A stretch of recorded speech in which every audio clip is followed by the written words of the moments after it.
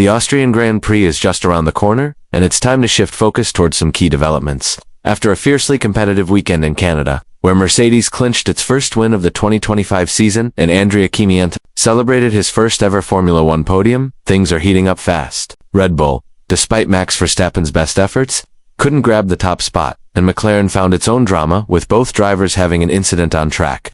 Meanwhile, Ferrari continued to struggle and remained a step behind the front-runners. To stay in the fight, many teams are expected to bring updates to their cars, and in this breakdown, I'll walk you through all the major ones starting from McLaren and Mercedes, and going all the way to Aston Martin and possibly Ferrari. Let's begin with McLaren. Among the top 4 teams, McLaren has been particularly quiet about its upgrade strategy. However, if you look closely, they've been consistently rolling out new parts at nearly every Grand Prix. At the last round in Canada, they introduced 2 fresh components: a new front wing layout, unofficially referred to as the Mermaid Wings, and an adjusted front suspension geometry. Additionally, a special rear wing, designed specifically for the Canadian circuit, was also tested.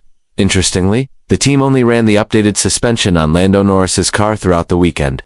Team principal Andrea Stella explained that this was Norris's own preference, and that Oscar Piastri was more comfortable sticking to the older setup. Stella also shared that the suspension revision is meant to provide more tactile feedback through the steering, which could help Norris, who has been wrestling with the car's front-end behavior this season. In contrast, Piastri has been more at ease with the current balance of his machine.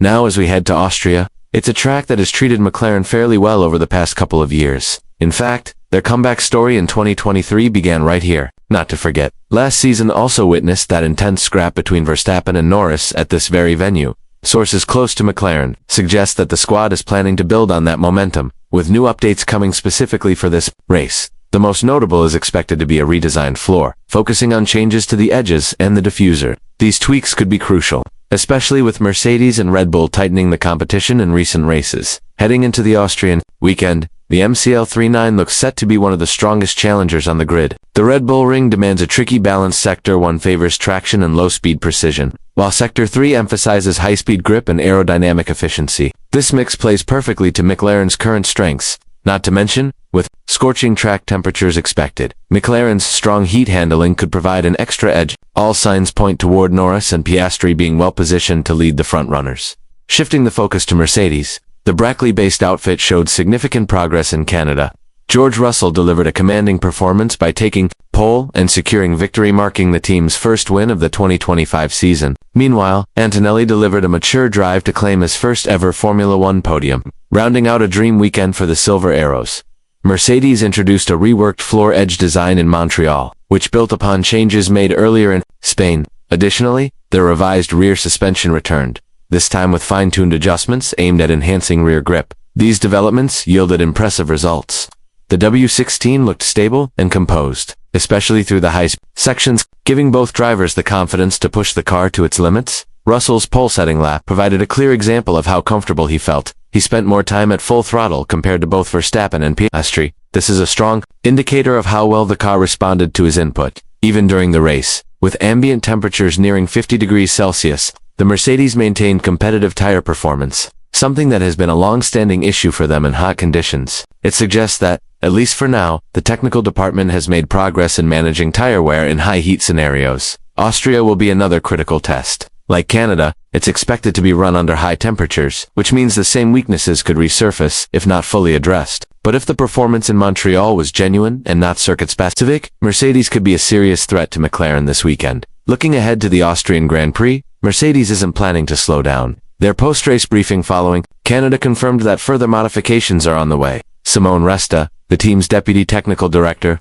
shared that new components will be fitted to the W16, aimed at enhancing its raw pace. While exact details weren't disclosed, there's strong speculation that subtle refinements to the front wing could be involved, particularly adjustments to the end plates and airflow manipulators that help generate better aerodynamic balance. An interesting detail about the W16 is its unique side pod architecture. Among the top 4 teams, Mercedes alone continues to use a connected upper pod wing, integrated with the main side pod structure. In contrast, McLaren and Ferrari debuted a detached upper pod design earlier, and Red Bull recently made a similar shift. The newer design has shown signs of improving efficiency by reducing drag, especially on high-speed circuits. Mercedes had experimented with the connected design in 2022 and 2023, and since they're already familiar with its aerodynamic behavior, reverting to or modifying it wouldn't be a big stretch. If the conditions demand it, there's a good chance they'll tweak the current layout to gain better straight-line performance. However, one concern still lingers: engine reliability. In Canada, Alexander Albon had to retire due to a power unit issue, an alarming sign, considering he's a customer team driver using Mercedes engines.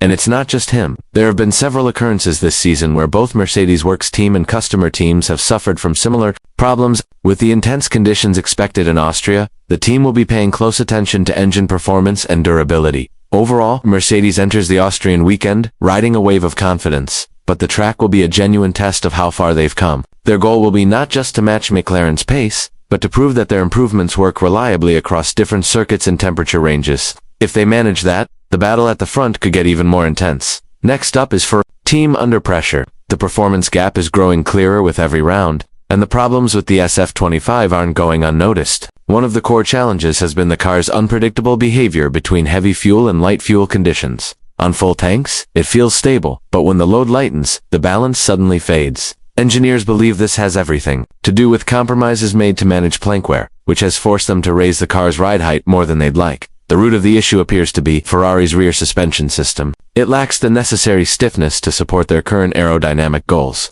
Their floor design is meant to generate serious downforce by staying closer to the ground, but without a suspension system that can properly control ride height and manage vertical loads, the full potential of their aero concept simply isn't being reached. In response, Ferrari has reportedly reassigned staff from their 2026 development program to focus entirely on fixing the rear suspension. A complete redesign is in progress and should debut at Silverstone. However, sources hint that Austria might see an early glimpse of a new underfloor concept. Even if they can't unleash its full performance without the matching suspension upgrade, running it would allow them to gather crucial data ahead of the British Grand Prix. As for the rest of the package, minor revisions are still expected to both the front and rear corners to help manage tire temperatures over a race distance. With Ferrari currently battling to stay in touch with the top teams, these changes could help stabilize their race pace and reduce tire wear. Aston Martin rounds off our list. The team in green has shown gradual improvement since introducing a major upgrade at Imola. That package included updates to the floor, diffuser, and engine cover. They've been refining it race by race, and in both Spain and Canada, Fernando Alonso delivered strong results with back-to-back points finishes. Lance Stroll, meanwhile, is still recovering form both mentally and physically after his wrist injury earlier this season. For Austria, Aston Martin is expected to make small circuit-specific updates. These will target improved thermal performance. As the Red Bull rings, high temperatures can be tough on tires. Sector 1 should suit the AMR-5, but they may struggle a bit through the faster corners at the end of the lap. Still, the team is likely to be in the mix with the likes of Williams in the midfield battle. So, with all these upgrades in play, Austria is shaping up to be a high-stakes weekend. Every team is chasing performance gains, but only a few will get it right. Which team do you believe will take the biggest step forward? Let me know your thoughts in the comments. If you're enjoying this kind of F1 insight, don't forget to support the channel. It helps us keep bringing you more updates and breakdowns throughout the 2025 season.